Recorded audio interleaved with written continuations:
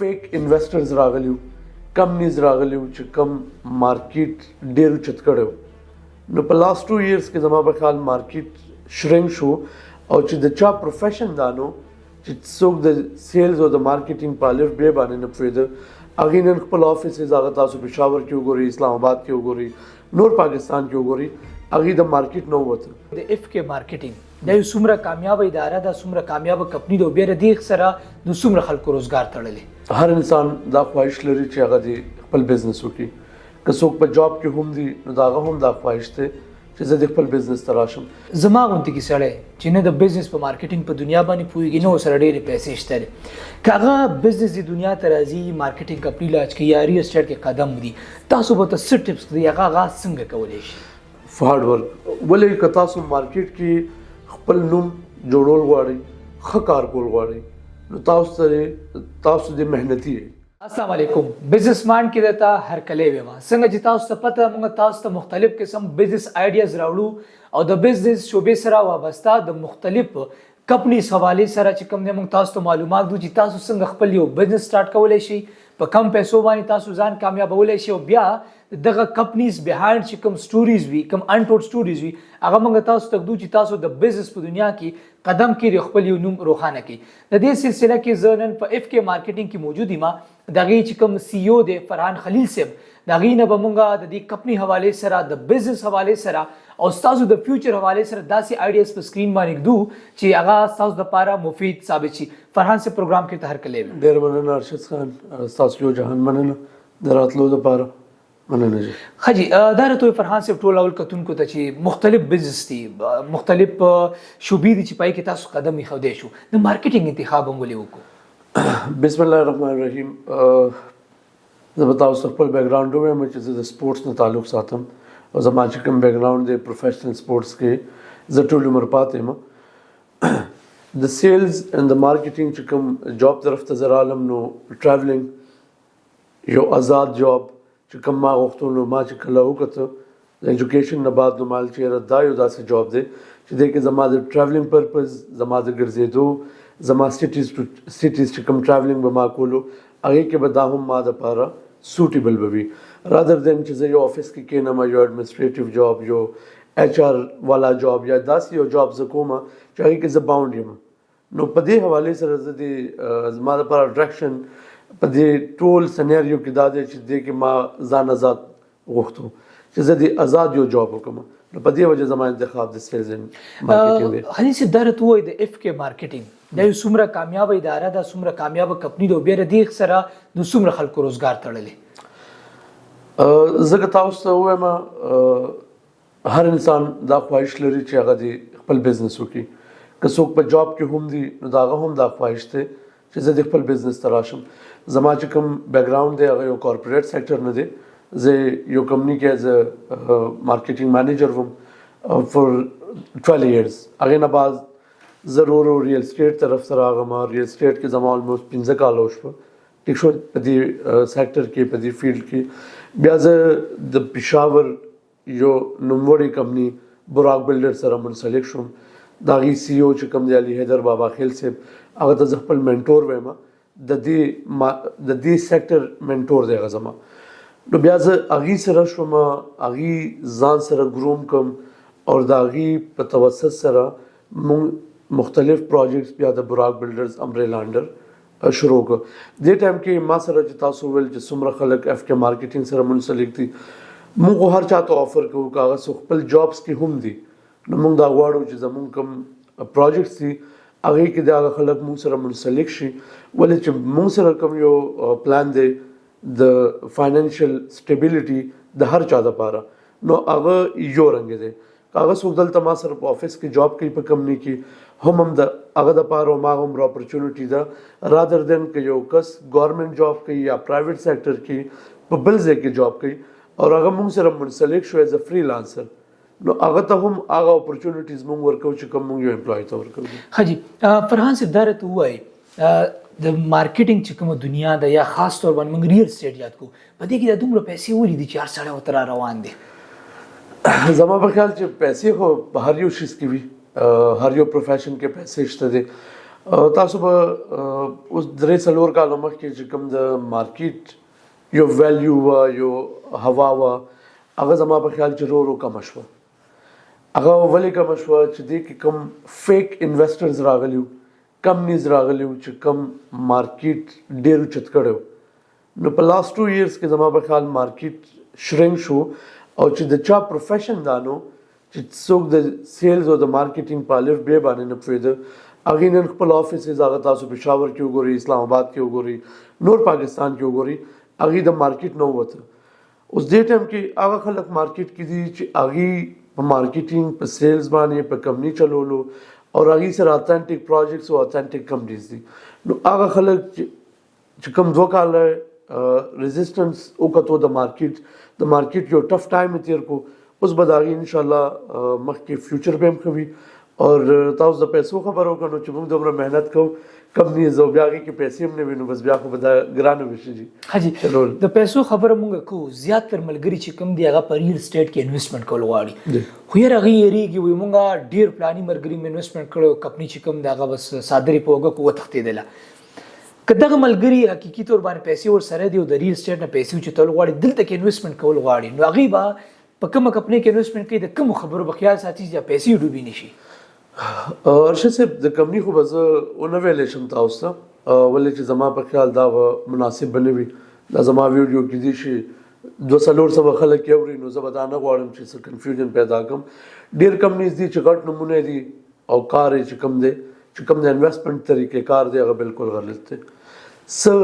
کمپنیز دي چې هغه ورکوټي لیول باندې دي خو د طریقې کار یې ټیک دی، چې څوک هم انویسټمنټ کوي او څوک هم ماوري. نو زما په خیال چې هغه دی هغه خلکو سره انویسټمنټ وکړي چې د چا مارکیټ کې یو سټیبیلیټي شته دی، د هغې ډیلیورنس شته دی، ټیک دی جي. یا چې په کم پروجیکټس کې هغې کار کوي، لکه اوس موږ به خپله خبره به درته څه وکړم، که موږ چاته څه آفر کوو نو بالکل اول د هغې زموږ چې کوم زموږ پروجیکټس موږ کوم ډیل کوو، اول د هغه وګوري چې آیا دا اتھینټک پروجیکټس دي که نه. فرحان صاحب بس روډي دی او دې ټایم کې د پېښور مارکیټ کې کېناست او پیسې صرف غونډئ نه. زه دا وایم چې د هغې ریسپانسبیلیټي هم دا جوړېږي چې هغې دې اول د دې ځای د کمپنۍ او بیا د پروجیکټ پوره معلومات وکړي. اپورچونیټیز ډېر زیات دي، هغه زه دا نه وایم چې اپورچونیټیز نشته، هر کمپنۍ سره څه نه څه اپورچونیټي شته، خو اتھینټیسټي هر ځای کې کتل پکار دي. فرحان صاحب زیاتره خلک چې کوم دی همداسې چې هر سړي په خپله کیسه کې هغه هیرو یو بل سړی پکې ویلن وي. زیاتره خلک د ریل اسټیټ چې کوم کمپنیز دي د هغې چې کوم مثبت سایډونه دي هغه ما او تاسو ته هر سړي ته پته ده، خو د دې چونکې تاسو خپله په دې فیلډ کې کار کوئ نو د دې مارکیټینګ او د دې ریل اسټیټ سره ډارک سایډ شته چې کتونکو سره شیر کوي؟ بالکل شته دی ډارک سایډ دا وي. تاسو ګورئ چې کله هم تاسو ایز ا کمپنۍ خبره کوئ نو ستاسو چې کوم ویلیوډ کسټمرز وي، ستاسو پراسپیکټس وي، کم خلک تاسو د کیمرې په لیکه باندې ګوري، هغه پاکستان کې که پاکستان نه باري، چې کم خبره تاسو ارشد صاحب کوئ هغه د هغې په ذهن کې نقش کېږي.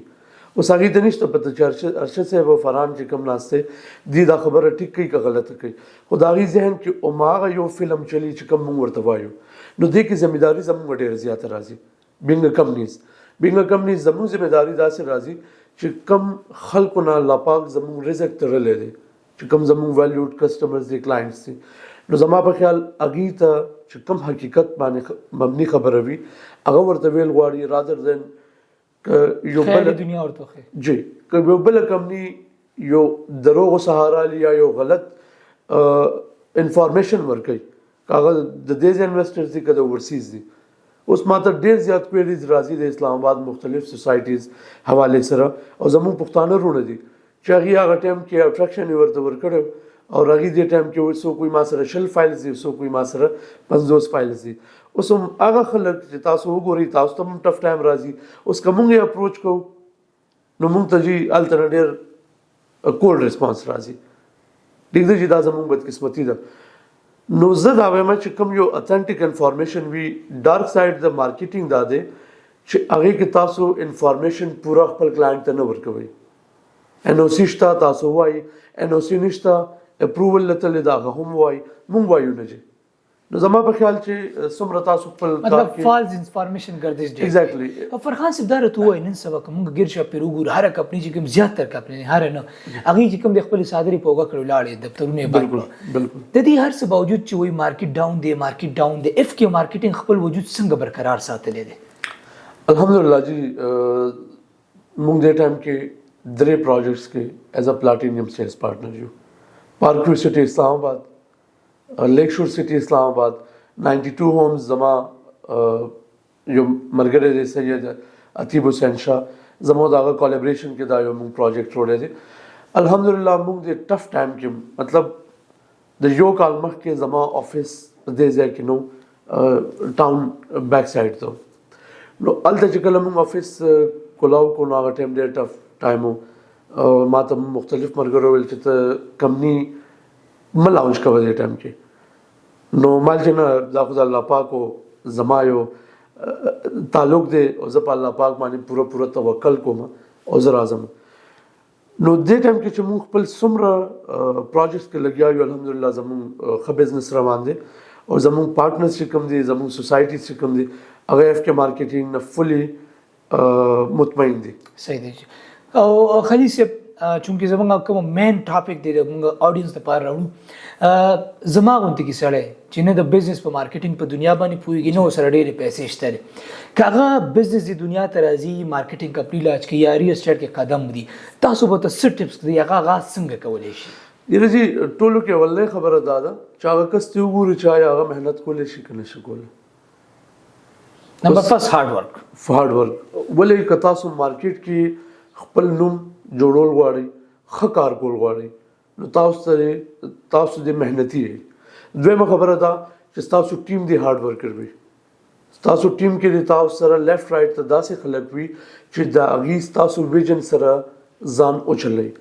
رادر دین دا نه چې د سی او ویژن یو وي د ټیم ویژن بل وي نو سی او په یو طرف روان وي او ټیم په بل طرف روان وي اور دې نه علاوه چې کوم مین خبره ده هغه دا ده چې خپل کم کلاینټ کم کسټمر ته خپل څه پیچنګ هم کوي نو هغه دې په دې نیت باندې کوي چې زه د هغه دپاره یو ښه سوچ لرم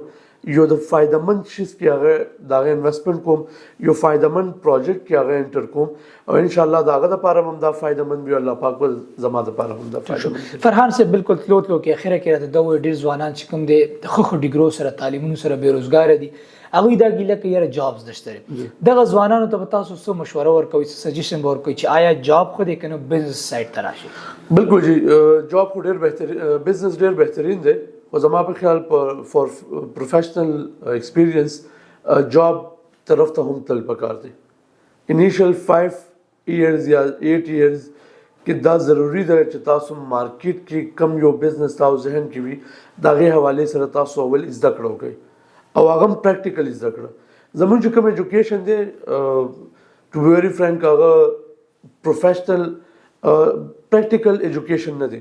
هغه کتابي ایجوکیشن دی موږ ته وښودل شي 2 دونې 4 لکه موږ ته پوره تیوري پوره کانسیپټ نه کلیر کېږي نو هغه موږ ته راځي بیا د مارکیټ نه د مارکیټ چې کوم ستاسو ایکسپیرینس وي هغه د بزنس لپاره ډېر ضروري شیز دی زما په خیال باندې تاسو خپل فیملیز کې وګورئ تاسو ته اول تاسو زوی یې رور یې بیا چې څومره تاسو پاس ځئ بیا پلار هم شئ بیا چې د کومو خلکو والد صاحب وفات شوی دی نو هغې راشي د خپل پلار په ځای مشر هم شي نو دا هغه د پیله کال نه یا د 10 کال عمر کې هغه ته فیملی دا ریسپانسبیلیټي نه ورکوي د هغه یو ګرومینګ سټیج وي چې هغه ګرومینګ سټیج کې څومره هغه ښه کردار ادا کوي فیملی پې هغه عمره اعتماد کوي دغسې مارکیټ هم دی مارکیټ کې اول تاسو خپل بای سیلف اون خپل پرسنالټي خپل نوم جوړول بیا هغې نه بعد جاب کې خپل نوم پیدا کول او هغې نه بعد بیا تھرډ چې کوم دی هغه بزنس طرف ته راتله صحیح شو فرحان صاحب پروګرام کې وخت راکولو ډېره شکریه ستاسو او یقینا امید دی چې کتونکي به د دې ستاسو کوم بزنس معلومات او کوم آیډیا ستاسو شیر کړي نه به ضرور فایده لي اجازه ده نه غواړو د الله په امان